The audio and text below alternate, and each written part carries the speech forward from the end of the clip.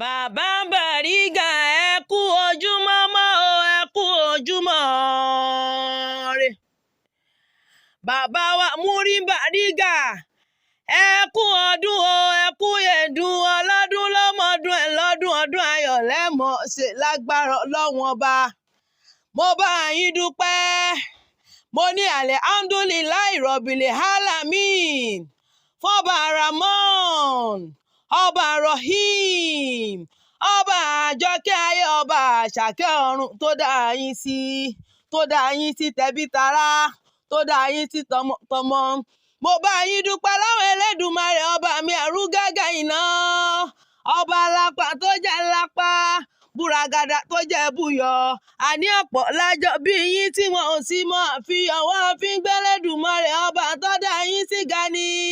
Gbogbo lé ńlá wọ́n ní kí yín, wọ́n ní kí bàbá wa Fàdílátù Ṣéèkì Mùrítádù Abọ́lájí Àdìyó, wọ́n ní ẹ kú oríire, wọ́n ní wí fún yín pé pẹ̀lẹ́pẹ̀lẹ́ lọ́kàn ń gbó, pẹ̀lẹ́pẹ̀lẹ́ làdá ń dàgbà, wọ́n ní àdàgbà wéwú níta àgùntàn, wọ́n ní ọmọ ọbẹ̀ ní ibẹ̀ṣọ àtẹ́lẹsẹ̀ abẹ́ ẹ̀nàwó, wọ́n ní kí n pé happy birthday to you Alhaji Abdullahi Wasiu Gidado Amiru ilé ńlá, wọ́n ní kí n o Àfà Isiaki Yunisi Alikọ̀mẹ́wì kọ́dínétọ̀ ilé ńlá, wọ́n ní kẹ́ẹ̀dàgbà kẹ́ẹ̀dògbó Àfà Abdullahi Ahmed Ọláyínká, wọ́n ní ẹ ti ṣọdún ọdún èyí, wọ́n ní ẹ nífẹ̀ẹ́ yìí ṣàṣemọ̀ lágbára Ọlọ́run ọba.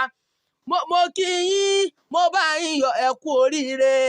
Àfà ńlá bàbá àgbà nílùú Bariga ẹ wá jẹ́ ń tọkọ̀ létí, kí n bá yín lọ sílé bàbá tó ti bí yín lọ́mọ nílọrin Àfọ̀njá ẹnu juyọ̀. Ìlú Kéré Álímì ọmọ kéwú gbẹrú ọmọ fàdúrà gbẹrẹ, ajífikálàmù dáwọn lẹ́kùn àríṣe kọ́ndú.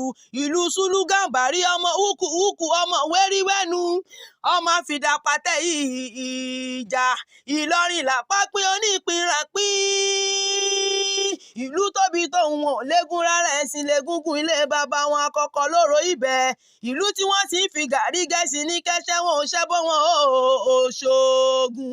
Àní wọn èlù lágbàjà kéwú ni wọ́n ń ké, ẹni Àfọ̀njá bá tán nílọrin ò kéré rárá o. Sàó lọ́tún àmọ́yọ̀ lósì, akéwú gbẹrú ọmọ fàdúrà gbọ̀rẹ̀ nílé bàbá tó bí yín lọ́mọ. Ẹ̀yin lọ́mọ òpó kọ́rọ́ bítí ọmọ òpó kọ́rọ́ bítí ọmọ òpó róṣò òpó gbàjà, ìran bàbá tí yìnyín ní rogi láṣọ. Bàbá wa Múrí Bariga tí ń kírun jọmọ́ ní kí Àdìyó ẹ kú oríire, ẹ kú ọjọ́ bí.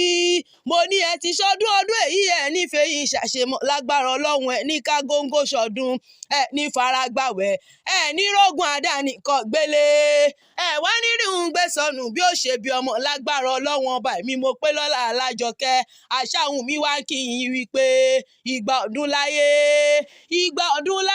o, ìgbà ọdún láyé fún bàbá Bariga Àdìyó Múrí, bàbá Bariga bàbá àgbà, ìgbà ọdún láyé ọdún kan ni.